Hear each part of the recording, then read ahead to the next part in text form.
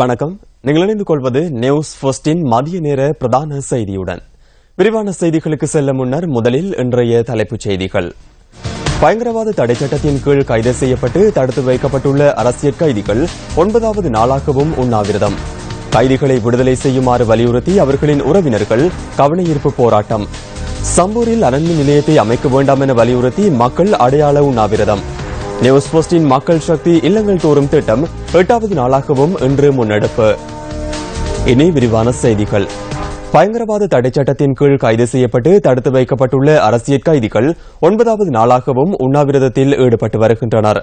தம்மீதான சட்ட நடவடிக்கைகளை விரைவுபடுத்தி தம்மை விடுதலை செய்ய கோரியே கொழும்பு மெகசின் சிறைச்சாலையில் 13 தமிழ் அரசியல் கைதிகள் உண்ணாவிரத போராட்டத்தில் ஈடுபட்டுள்ளனர். பயங்கரவாத தடை சட்டத்தின் கீழ் கைது செய்யப்பட்டு சிறைகளில் தடுத்து வைக்கப்பட்டுள்ள தமிழ் அரசியல் கைதிகள் தொடர்பில் சட்டம் அதிபர் திணைக்களத்திற்கு விடயங்களை எடுத்துரைத்துள்ளதாக சிறைச்சாலைகள் ஆணையாளர் நாயகம் நிஷாந்த் தனசிங்க தெரிவித்தார். அத்துடன் அவர்கள் தொடர்பில் சட்டம் அதிபர் திணைக்களம் மேலதிக நடவடிக்கைகளை முன்னெடுக்கும் எனவும் அவர் மேலும் குறிப்பிட்டார்.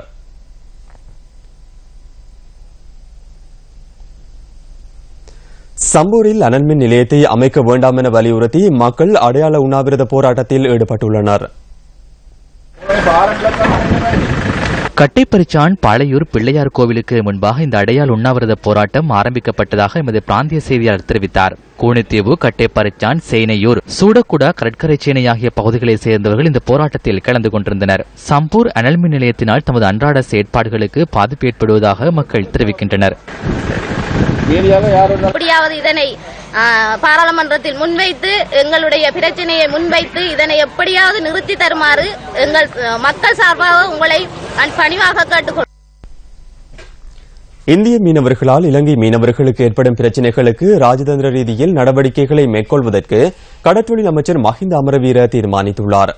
அண்மையில் வடக்கு கடற்பகுதியில் இலங்கை மீனவர்களுக்கு இந்திய மீனவர்களால் மேற்கொள்ளப்பட்ட தாக்குதல் தொடர்பில் விசாரணைகளை முன்னெடுக்குமாறு பணிப்புரை விடுத்துள்ளதாக அமைச்சர் குறிப்பிட்டார். இந்த விடயம் தொடர்பில் கடற்படைக்கும் அறிவித்துள்ளதாகவும் அமைச்சர் சுட்டிக்காட்டினார். இதேவேளை இந்தியாவில் கைது செய்யப்பட்ட 9 இலங்கை மீனவர்களை விடுவிப்பது தொடர்பிலும் எதிர்காலத்தில் பேச்சுவார்த்தைகளை முன்னெடுப்பதாக கடற்றொழில் அமைச்சர் மஹிந்த அமரவீர குறிப்பிட்டார். அகில இலங்கை விவசாயிகள் சம்மேளனத்தின் ஊடகவியலாளர் சந்திப்பு நேற்று இடம்பெற்றது. விவசாயிகள் இதுவரையில் 2500 ரூபாவிற்கு உரத்தை பெற்றுக் கொள்ளவில்லை என அரசாங்கத்திற்கு கூறுகின்றோம். 350 ரூபாவிற்கு மானிய அடிப்படையில் உரம் வழங்கப்பட்டது. மரக்கறி பயிற்சிகையில் ஈடுபடும் விவசாயிகளுக்கு 1200 ரூபாவிற்கு உரம் வழங்கப்பட்டது. 350 வழங்கப்பட்டது. 1200 ரூபாவிற்கு வழங்கப்பட்ட உரம் தற்போது 2500 வரை கூடி சென்றுள்ளது. விவசாயிகளுக்கு பணம் தேவையில்லை. அவர்கள் வங்கிக்கு சென்று பணம் பெறுவது என்றால் பல்வேறு இன்னல்களை எதிர்கொள்ள வேண்டியுள்ளது. விவசாயிகளை கஷ்டங்களுக்கு உட்படுத்த வேண்டாம் என்று அரசாங்கத்தை கேட்டுக் கொள்கின்றோம். வங்கியில் கணக்கு ஆரம்பிக்க வேண்டுமாயின் குறித்த காணியின் உரிமையாளர் செல்ல வேண்டும். உரம் எடுப்பதில் எதிர்நோக்கும் வேதனையை விட வெளிநாடு செல்வதற்கு பாஸ்போர்ட் எடுக்க செல்வது மேல். ஆகையில் விவசாயிகளுக்கு 350 ரூபாவிற்கு உரத்தை வழங்குமாறு அரசாங்கத்தை கேட்டுக் கொள்கின்றேன். குருநாகல் மாவட்டகம சரஸ்வதி தமிழ் மகா வித்தியாலயத்தின் மணி விழா நேற்று நடைபெற்றது.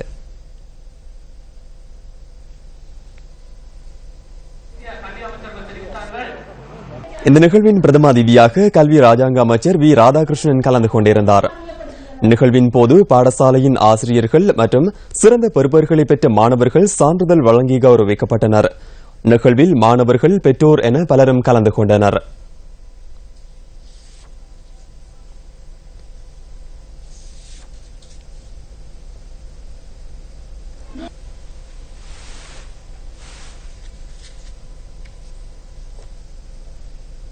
எமது சகோதர அலைவரிசையான சிரஸ் எஃப்எம் இன்று 22வது அகவையில் தடம் பதிக்கின்றது.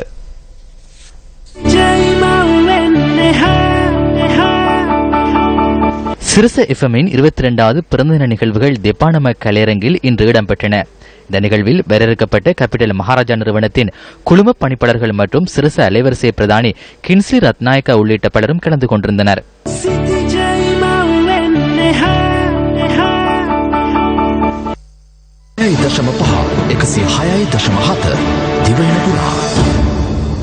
சிரச எஃப்எம் நிகழ்ச்சிகளில் வெற்றி பெற்ற நேயர்களுக்கு இதன்போது பரிசில்களும் வழங்கி வைக்கப்பட்டன.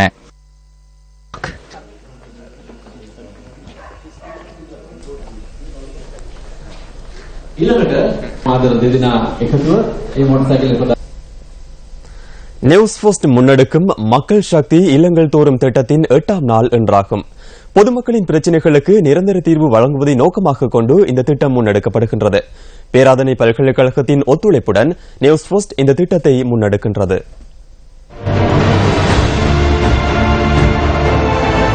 மக்களின் பிரச்சினைகளை தேடி செல்லும் எமது பயணத்தில் இன்றைய தினம் கரைச்சி பிரதேச சபைக்குட்பட்ட பகுதிகளுக்கு நாம் சென்றிருந்தோம். 1990ஆம் ஆண்டு முதல் குடியேறி வாழ்ந்து வருகின்ற போதிலும் இதுவரையில் காணி உரிமம் வழங்கப்படாத பன்னங்கண்டி கிராமத்திற்கு சென்று மக்களின் பிரச்சினை குறித்து ஆராய்ந்தோம்.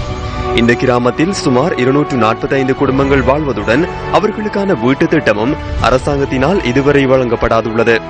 அதேபோன்று குடிநீர் உள்ளிட்ட அடிப்படை பிரச்சினைகளையும் பன்னங்கண்டி கிராம மக்கள் பல வருடங்களாக எதிர்நோக்கி வருகின்றனர்.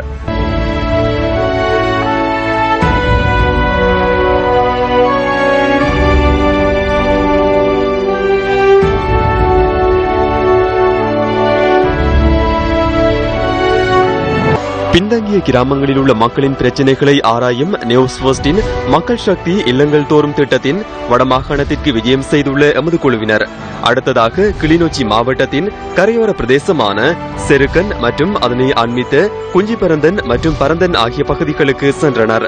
மிகவும் வறட்சியான காலநிலை மற்றும் உவர்த்தன்மை காரணமாக கிணறுகளில் நீரை பெற்றுக்கொள்ள முடியாத நிலை காணப்படுவதால் இந்த பகுதி மக்கள் பாரிய அளவிலான நீர் பிரச்சினையை எதிர்கொண்டுள்ளனர். சுமார் 30 குடும்பங்கள் வாழும் செருக்கன் கிராமத்து மக்கள் நீரை பெற்றுக் கொள்வதற்காக நாளாந்தம் சுமார் 7 கிலோமீட்டர் தூரம் பயணிக்க வேண்டியுள்ளது.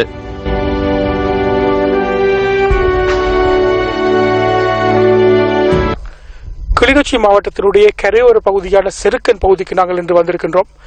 மிகவும் ஒரு வறண்ட காலநிலை உள்ள ஒரு பிரதேசம். தற்போது நீங்கள் அவதானிக்கக்கூடியதாக இருக்கும் சுமார் 34 செல்சியஸுக்கு அதிகமான வெப்பநிலை காணப்படுகின்ற ஒரு பகுதி.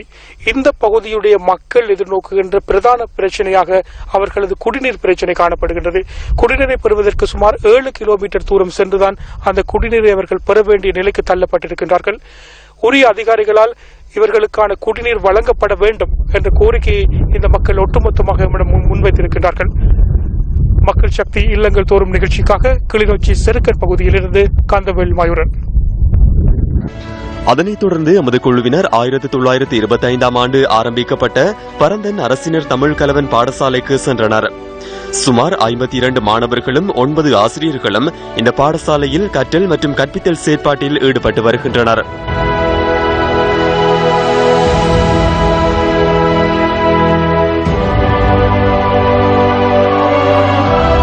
இந்த பாடசாலை சமூகத்தினர் அன்றாட நீர் தேவையை பூர்த்தி செய்து கொள்ள முடியாதுள்ளனர்.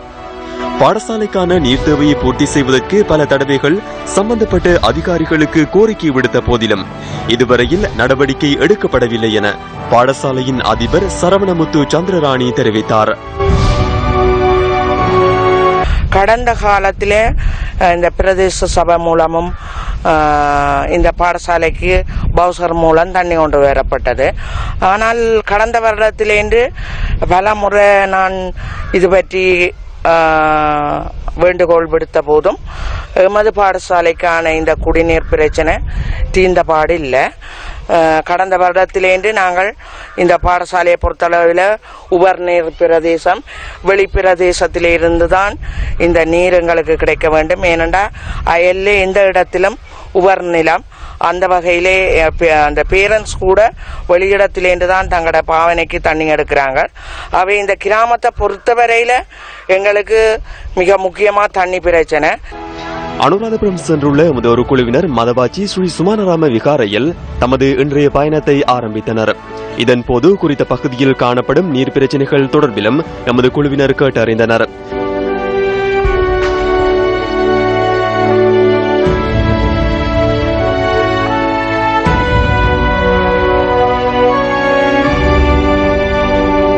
குழுவினர் இன்று பிற்பகல் வேளையில் மில்லேவெவ, கரம்பன் குளம் போன்ற பகுதிகளுக்கு சென்று மக்களின் பிரச்சினைகள் தொடர்பில் ஆராய உள்ளனர்.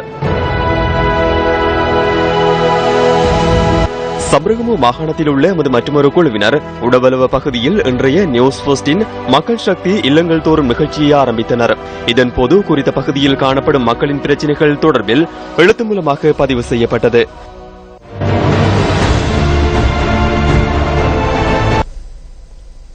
அரசியலமைப்பு திருத்தம் தொடர்பாக மக்கள் கருத்தறியும் அமர்வு மீண்டும் கொழும்பு மாவட்டத்தில் நாளை ஆரம்பமாக உள்ளது. மக்களின் கோரிக்கைக்கு இணங்க இந்த தீர்மானம் மேற்கொள்ளப்பட்டுள்ளதாக அரசியலமைப்பு திருத்தம் தொடர்பாக மக்கள் கருத்தறியும் குழுவின் தலைவர் சட்டத்தரணி லால் விஜயநாயக்க தெரிவித்தார். இதன் பிரகாரம் எதிர்க்கட்சித் தலைவர், மாகாண சபை உறுப்பினர்கள் ஆகியோரிடமிருந்தும் கருத்துக்களை பெறுவதற்கு தீர்மானிக்கப்பட்டுள்ளது. நாளை முதல் எதிர்வரும் 5ஆம் தேதி வரை மக்கள் கருத்தறியும் அமர்வு காலை 9:30க்கு கொழும்பு இசுருபாயவில் நடைபெறவுள்ளதாகவும் அவர் குறிப்பிட்டார். இதேவேளை அரசியலமைப்பு திருத்தம் தொடர்பாக மக்கள் கருத்தறியும் குழு பல்வேறு ஆணைக்குழுக்களை சந்திக்க உள்ளதாக சட்டத்தரணி லால் விஜயநாயக்க குறிப்பிட்டார். நீங்கள் இணைந்து கொண்டிருப்பது நியூஸ் ஃபர்ஸ்டின் மதிய நேர பிரதான செய்தியுடன். இனி மேலும் சில உள்நாட்டுச் செய்திகள். பயங்கரவாத தடைச்சட்டத்தின் கீழ் கைது செய்து தடுத்து வைக்கப்பட்டுள்ள கைதிகளை விடுதலை செய்யுமாறு வலியுறுத்தி அவர்களின் உறவினர்கள் இன்று கவனஈர்ப்பு போராட்டத்தில் ஈடுபட்டனர். யாழ் பஸ் நிலையத்திற்கு முன்பாக இன்று காலை இந்த கவனஈர்ப்பு போராட்டம் முன்னெடுக்கப்பட்டுள்ளது. பல வருடங்களாக வழக்கு தாக்கல் செய்யப்படாமல் தடுத்து வைக்கப்பட்டுள்ள கைதிகளை உடன் விடுதலை செய்யுமாறு கைதிகளின் உறவினர்களால் கோரிக்கை விடுக்கப்பட்டது. கடந்த 2 தினங்களுக்கு முன்னர் 2 கைதிகளை விடுவித்தது போன்று ஏனைய கைதிகளையும் விடுதலை செய்ய அரசாங்கம் நடவடிக்கை எடுக்க வேண்டும் என இதன்போது ஆர்ப்பாட்டக்காரர்கள் வலியுறுத்தினர்.